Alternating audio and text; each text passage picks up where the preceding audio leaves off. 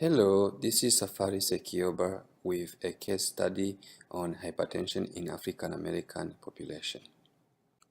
The case study is on Miss S, a 35 years old African American woman with a 9 years history of hypertension that first diagnosed during her last pregnancy.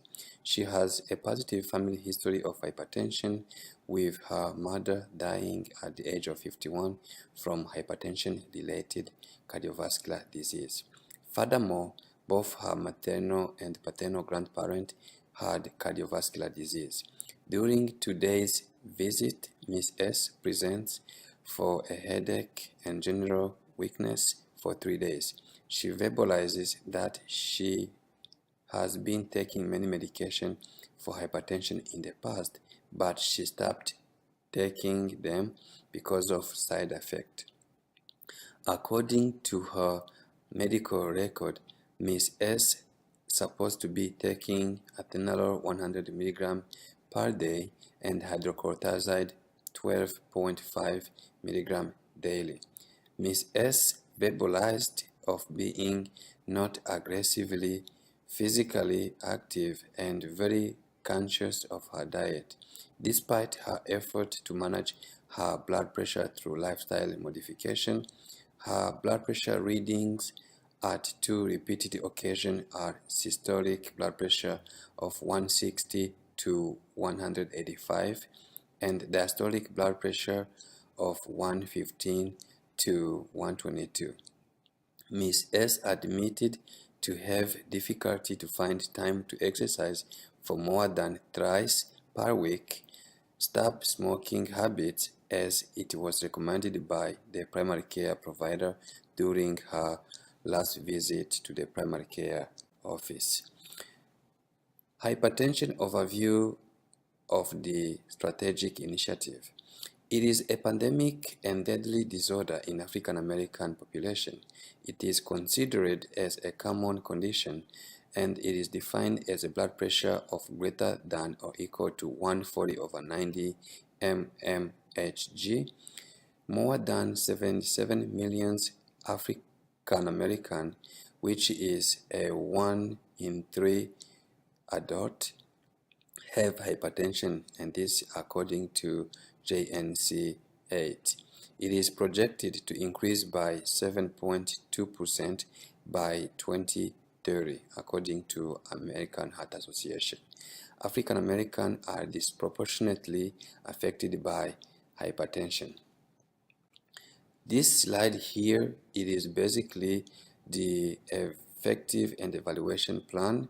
According to JNC, these are the guidelines for hypertension with a goal to reduce cardiovascular and renal morbidity and mortality through prevention and management of hypertension.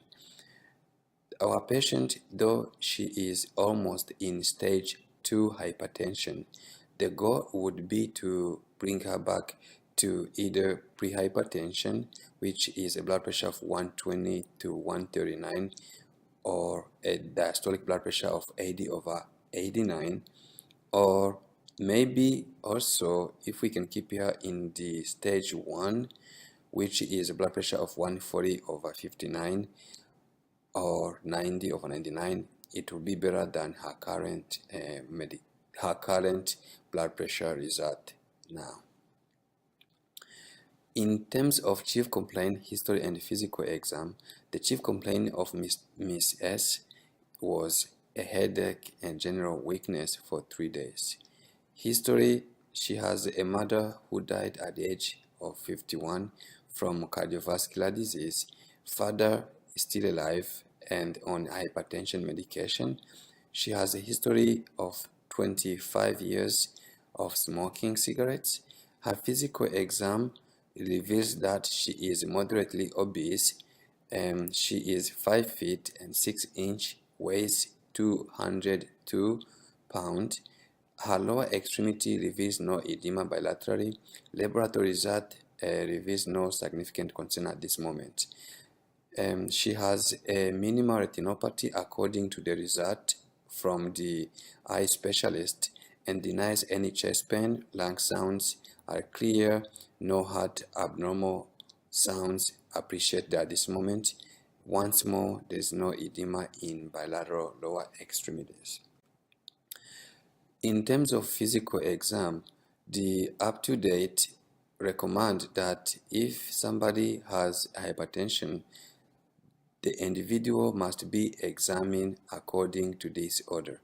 Basically, Miss S was examined by starting to note the general appearance, which is distribution of the body fat, skin lesion, muscle strength, alertness, and then the next it will be fundoscopy exam, which to note if there is any hemorrhage, papilla edema, cotton wool spots, and the next section to examine it will be the neck, which the provider will progress by palpating and auscultating the carotid artery and the thyroid also as well. In terms of heart, you will have to note the size by ordering a chest x-ray, the rhythm, that will be by the EKG, and of course auscultating the heart sounds. The lung sounds, basically you may want to be looking for rhonchi or rares. The abdomen, you are going to auscultate the renal masses, the bruit over the aorta, renal arteries, and the femoral pores. In terms of extremities, Miss S was examined, and there was no obvious peripheral edema, and the peripheral pulses were all present with normal limit. Neurological assessment, Miss S appeared to be awake, alert, oriented, denied any visual disturbances, denied any focal weakness or any confusion at this moment. In terms of recommendation, Miss S, she is in hypertensive urgency. As defined by JNC7, hypertension urgency is a blood pressure of greater than 180/120 in the absence of any sign and symptom that could be indicating any damage, any acute damage to the vital organs. What does that mean? It simply means that if somebody comes in with a blood pressure of 180/120 or above, and they do not show any sign and symptom of acute damage to the vital organ, then this blood pressure is classified as hypertensive urgency. Now, if they come in with a blood pressure of 180/120 with some sign and symptom of acute damage to the vital organ, then they are in the hypertensive emergency stage. Symptoms include headache, shortness of breath, anxiety, just to name a few. The next differential diagnosis, it include transient ischemic attack, which is basically the blockage of blood supply to the brain. And also this could be a signal of a major stroke. That's why it must be taken seriously. The next differential diagnosis is coronary artery disease, which is the most common type of heart disease. It is a formation of plaque into the cardiac arteries. In terms of recommendation in diagnostic testing, as per JNC7, you want to have the patient rest in a quiet environment at least 30 minutes to 1 hour before initiating the treatment. If the blood pressure remains to be elevated at least above 160, then you might want to choose clonidine or captopril 0.1 milligram. In terms of diagnostic, the electrocardiogram to reveal any conduction problem, chest x-ray to reveal any cardiomegaly, laboratory, which it includes comprehensive metabolic panel, troponin 1 and 2, BNP for any sign of congestive heart failure. All of these were done for Mrs. S prior to her being discharged home, and it was deemed a normal, by the way. Treatment plan, of course, it is advised not to to rapidly reduce blood pressure unless there is a sign of acute organ damage.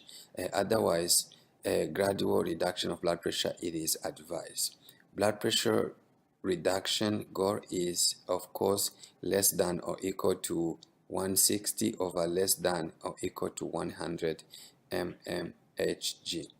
The oral clonidine 0.1 milligram can be used, or you can also use captopril 6.25 milligram one time, and these recommendations are according to UpToDate. Mrs. S was given clonidine 0.1 milligram PO times 1, and she was advised to resume her previous treatment, which was atenolol 100 milligram per day and hydrocortisone 12.5 milligram per day. Of course, this after there was a verification of the side effect that she mentioned earlier. And also, Mrs. S was referred to a cardiologist as well as to a neurologist for further evaluation and treatment. And of course, Mrs. S is being managed according to the UpToDate recommendation. As per the UpToDate recommendation, which is the same recommendation from the JNC7, basically these are the consideration for individualizing antihypertensive patients. Basically, this is antihypertensive recommendation therapy. For instance, if a patient comes to you and they have a history of heart failure, you may want to start them on ACE inhibitor or ARB or beta blocker or diuretic or aldosterone antagonist. Now, versus somebody who's coming to you and they are more likely to have a favorable effect on symptoms in comorbidity conditions such as benign prostatic hypertrophy, then you may want to start them on alpha blocker.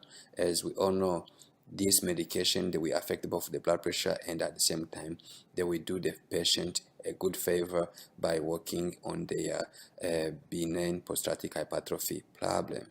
If somebody comes to you and they may have adverse effect or comorbidity condition, then you might have to carefully evaluate what will be the side effect that they might have. If somebody comes to you and they have, for example, they are post-MI infarction, then the recommended treatment it will be ACE inhibitor, beta blocker, ARD, aldosterone antagonist, and ACE inhibitor, and much more. In terms of follow-up, you will have Miss S was recommended to return in 3 weeks to her primary care provider, and also Miss S was provided with the cardio arm application, which is an application that monitors blood pressure using smartphone application. This application it permits an easy communication between the patient and the provider because it does report the blood pressure from the patient directly to the provider's system. It has a built-in system with an emergency alertness. For example, if the blood pressure is over 200 over 140, it will alert the patient and advise the patient to either call 911 or to go to emergency room. And then, of course, it is very imperative that you ensure the patient will follow up with the booked appointment, which was done also for Miss S. Patient and family education. Miss S was provided a handout on dietary approach, dietary appropriate to stop hypertension, which is a DASH diet. She was also provided an instruction on lifestyle modification. It was also provided the handout on the importance of being compliant with her medication regimen.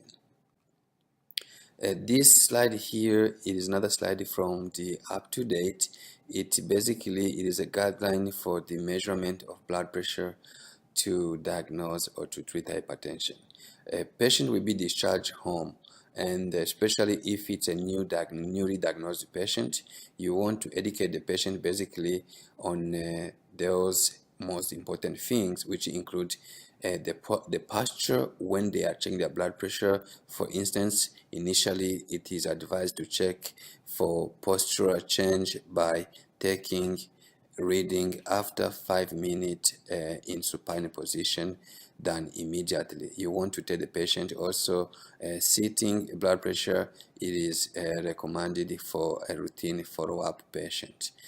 Circumstances, you may want to educate the patient that there is no caffeine that's supposed to be taken when you are on blood pressure medication or when you are hypertensive, and basically you want to make sure that the patient home reading should be taken on varying circumstances, but the most important, you want to tell them to take it either 1 hour after the exercise or the first thing when they woke up in the morning before anything else can stress them out during the day.